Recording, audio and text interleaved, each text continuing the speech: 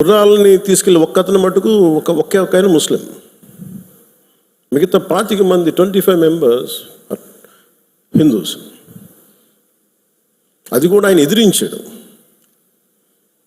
ఆ గుర్రాలను తీసుకెళ్లే వ్యక్తి ఉగ్రవాదులు ఎదిరిస్తే ఆయన చంపేశారనేది వార్త.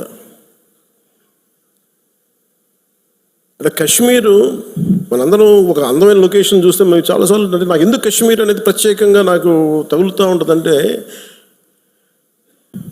యాజ్ ఎ లీడర్ మీరందరూ కూడా as a political party stake హోల్డర్స్గా మీరందరూ you have to read history.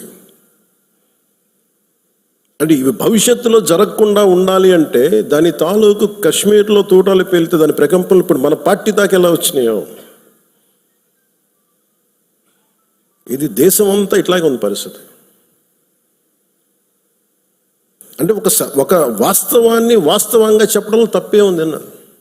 మన జర్నలిస్టులు కూడా మాట్లాడుతూ ఉంటే ఒక వర్గం మీద ఇంకో వర్గం అంటే మీరు ఎందుకు ఇంత లోపాయికారిగా మాట్లాడతారన్న. కర్ర సన్నాయి నొక్కులను ఎందుకు నొక్కుతారు మీరు? When you are targeted based on your religion, let us say it, చెప్దాం దాన్ని. అంత మాత్రాన ద్వేషమని కాదు, ఉగ్రవాదుల మీద కోపం అది. మన నాయకులు ఇంతమంది ముస్లిం నాయకులు ఉన్నారు ఇక్కడ మనకి. ఈ రోజున మనం వివక్ష చూపించామా భారతదేశంలో? అన్ని వర్గాల మీద గొడవలు ఉంటాయి, చిన్న చితక గొడవలు లేకుండా ఎందుకు ఒక ఇంట్లోనే గొడవలు ఉంటాయి. కానీ మన దేశం ఏర్పడిన విధానం మటుకు మన అందరూ అవగాహన చేసుకోవాలి. ఎందుకంటే ఎందుకు నేను 3 రోజులు సంతాప దినాలుగా ప్రకటించిన ఆ బాధ నాకు తెలుసు ఎలా ఉంటుందో. అప్పటికి మధుసూదన్ గారు చనిపోయిన సంగతి కూడా నాకు తెలియదు. ఎందుకంటే నేను 86 నుంచి 89 దాకా మన్నయ్య గారి సినిమాల్లో చాలాసార్లు మేము అక్కడికి వెళ్ళేవాళ్ళం. 3 to 4, 86 to 89. ఇంకా కశ్మీర్ ఉగ్రవాదం ఇంకా పైకి ఇంకా వచ్చి తొలి దశల్లో. అంటే ఆ రోజు కనుక కశ్మీరీ పండిట్ల వలసను కనుక ఆపుండగలిగితే, అంటే ఎప్పుడు ఒక అలక్ష్యం, ఇది నా సమస్య కాదు వదిలేస్తే కశ్మీరీ పండిట్లు అక్కడే ఉంటారు, అక్కడే పుట్టారు, అక్కడే పెరిగారు. వేరే రాష్ట్రాల నుంచి కూడా రాలేదు, అందరూ అక్కడే పుట్టారు, అక్కడే పెరిగారు. లక్షలాది మంది కశ్మీరీ పండిట్స్ వలసలు వెళ్ళిపోయారు. నాకు పర్సనల్ ఎక్స్పీరియన్స్ ఏంటంటే 86, 89లో మేము షూటింగ్ల కోసం కొంత ప్రొడక్షన్లో నేను పనిచేశాను. చిన్న ఏదైనా కావాలంటే అవసరాలుగా మార్కెట్కి వెళ్ళేవాడిని. శ్రీనగర్ మార్కెట్కి వెళ్తే ఫస్ట్ ఇయర్ బాగానే ఉంది, కానీ 86లో 87, 88కి చాలా ఇబ్బంది అయిపోయింది. ఇంకా 89 దగ్గరికి వచ్చేటప్పటికి షూటింగ్ జరుగుతుంటేనే గొడవలు అయిపోయాయి. 1-2 రోజులు త్వరగా ముగించుకొని వచ్చేస్తుంటే అప్పుడున్న కశ్మీరీ పండిట్ ఒక అతను చెప్పాడు, ఇంక మీరు రాలేరు ఇక్కడికి అన్నాడు. ఎందుకంటే మా మొహల్లాల్లో మా ఏరియాల్లో చాలా ఇబ్బందులు అయిపోతున్నాయి, మాకు ఇబ్బంది వచ్చేసరికి మీరు రాలేరు కళ్యాణ్ మీరు అని చెప్పాడు. అంటే ఆ రోజు నుంచి ఈ రోజు దాకా కశ్మీర్ ఎప్పుడు ఒక మండుతున్న సమస్య. మీరు as a party you make very stable. This is Janasena decision, all of our decision. అది Kashmir is an integral part of India that can not be denied. అది మీరు చాలా బలంగా మీరు మాట్లాడాలి.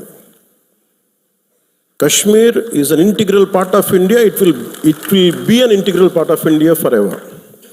ఎందుకంటే ఎందుకు మాట్లాడుతున్నానంటే కశ్మీర్ పేరు కశ్యప మహర్షి మీద వచ్చింది.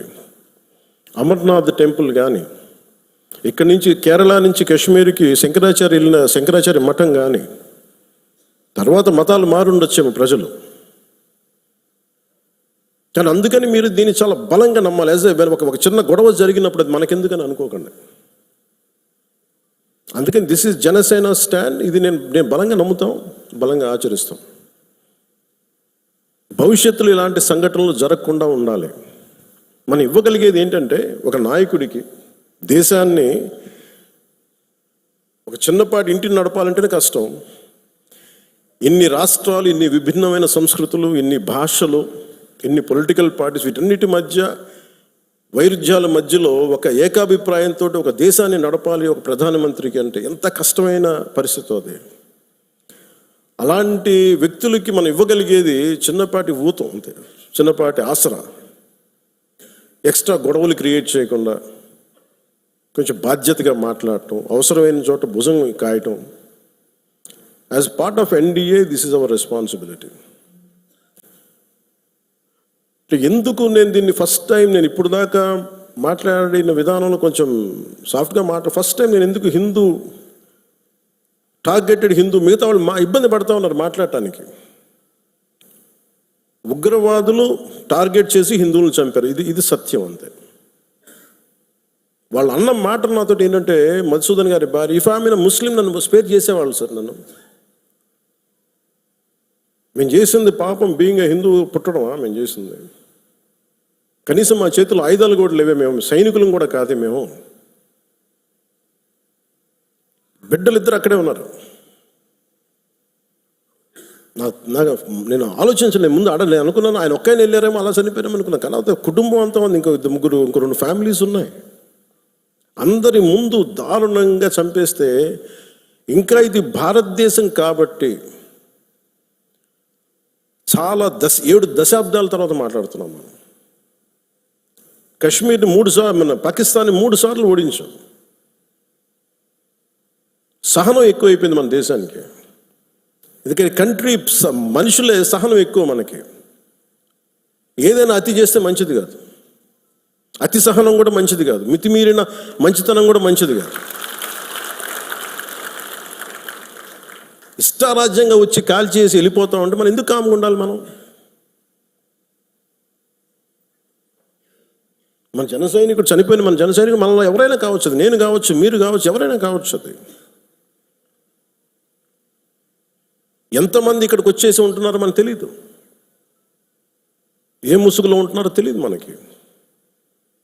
సో మీరు వెళ్ళేటప్పుడు ఇది నిరంతర పహార, eternal vigilance is essential element for democracy. మన బాధ్యత పదవులు వచ్చేసినాయా లేదా, మనం గెలిచేసామా లేదా అన్నిటికంటే కూడా ఎంత బాధ్యతగా ఉండగలం మనం, ఎంత నిరంతరంగా మనం విజిలెన్స్తో ఉండగలం, పహారా కాయగలం సమాజం మీద. ఊళ్ళల్లో ఎవరైనా కొత్త వ్యక్తులు వచ్చారా, అనుమానాస్పదంగా తిరుగుతున్నారా, ఇవన్నీ it's also part of our responsibility. So నాకు ఇది 3 సార్లు యుద్ధం ఓడిపోయిన తర్వాత మన మంచితనం ఇంకా అర్థం చేసుకుంటే ఇలాగ వచ్చి ఇళ్లలోకి వచ్చి చంపుతారు. షికార్కి వెళ్తే, సరదాకి వెళ్తే చంపేస్తారు. దీనికి మటుకు చాలా బలమైన స్టాండ్ తీసుకోవాలి. అందుకే నాయకులందరికీ కూడా, జన సైనికులందరికీ కూడా, వీరమలందరికీ కూడా ఇది ధైర్యంతో కూడుకున్న పని. ఉగ్రవాదులను ఎదుర్కోవడం అంటే ధైర్యంతో కూడుకున్న పని. Though we are a regional party, we didn't expand as on now. We confined only to state, AP, maybe కొంత తెలంగాణ. కానీ మన ఆలోచన విధానం జాతీయవాదం. ఇది మీరు బలంగా ఉండగలిగితేనే రేపొద్దున యుద్ధ పరిస్థితులు రావచ్చు, రాకపోవచ్చు నాకు తెలియదు యాజ్ ఆన్ టుడే. బట్ కొన్ని 7 అంశాల మీద నిర్ణయాలు తీసుకున్నారు. ముందు వాటర్ ఆపారు. అంటే కొంతమంది మాట్లాడుతారు, కొంతమంది లీడర్స్ ఎంత లౌకికవాదం, ఎంత సెక్యులరిజం అంటే అందరికీ, ఎంత సెక్యులరిజం అయిపోయిందంటే అందరికీ. నేను అనేది మన కంట్రీ స్లోగనే సత్యమేవ జయతే. Unlike America, in God we trust అంట. 3 కోట్ల దేవతలు ఉన్న దేశాలలో మన సత్యాన్ని నమ్ముతాం, కానీ మన అమెరికాలాగా ఇన్ గాడ్ వి ట్రస్ట్ ఒక దేవుడిని పెట్టలేదు మన దేశంలో. We are beyond religion, we are beyond God. Truth is eternal. సత్యం అంటే ఏంటి? ఒక తప్పుని తప్పుగా చెప్పడం, ఒప్పుని ఒప్పుగా చెప్పడం. If I make a mistake, I'll say admitted it's a mistake. Constant కరెక్షన్లో ఉండాలి. ఎటర్నల్ ట్రూత్ అది. అలా కాకుండా ఇంత 26 మంది చనిపోతే, మత ప్రాతిపాదికను చంపినా కానీ మన సెక్యులర్ వాదులు, సో కాల్డ్ సూడో సెక్యులరిస్ట్, వాళ్ళు ఏం మాట్లాడుతున్నారు? మతం అడిగి చంపలేదంటారు. చనిపోయిన మధుసూదన్ గారి భార్య, అందరూ వాళ్ళు అబద్ధాలు చెప్తారు. వాళ్ళు పాకిస్తాన్ని ప్రేమిస్తూ ఉంటారు. వీళ్ళందరూ ఇక్కడ భారతదేశంలో కూర్చొని మీరు పాకిస్తాన్ని ప్రేమిస్తుంటారు. మొన్న కొంతమంది నాయకులు డిబేట్లో మాట్లాడుతుంటే చూస్తున్నాను. మీరు పాకిస్తాన్ అంత ప్రేమిస్తే దయచేసి పాకిస్తాన్కి వెళ్ళిపోండి, ఇక్కడ ఎందుకు? పాకిస్తాన్ మీద మీకు అంత ప్రేమే ఉంటే ఇది మాట్లాడుతున్న పని ఏదైనా వీళ్ళందరూ కొంచెం కాంగ్రెస్ నాయకులు వీళ్ళందరూ, కొంతమంది ఎమ్మెల్సీలు కూడా ఉన్నట్టుగా అనిపించింది నాకు చూస్తుంటే. ముఖ్యంగా సౌత్ నుంచి ఉన్నారు కొంతమంది సీనియర్ కాంగ్రెస్ నాయకులు. కాంగ్రెస్లోనే విభేదం ఉంది. మేము ఇక్కడ మేము వెళ్ళిపోతే మీరు పాకిస్తాన్ని, మీరు భారతదేశంలో దాడి జరిగినప్పుడు భారతదేశానికి నిలబడాలి తప్ప పాకిస్తాన్కి నిలబడతాం మీరు సెక్యులరిజం అంటే అది ఏ ససేమిరా ఎవరు ఒప్పుకోరు. ఇక్కడ ఆ బలం మనం చూపించాలి. మనం ప్రాణాలు పోతే తిరిగి వస్తాయా? ఆయన ప్రాణాలు పోయినాయి, ఆయన బిడ్డల పరిస్థితి ఏంటి? ఆయన భార్య పరిస్థితి ఏంటి? మెరిట్ మీద ఉద్యోగం సంపాదించుకున్న అబ్బాయి,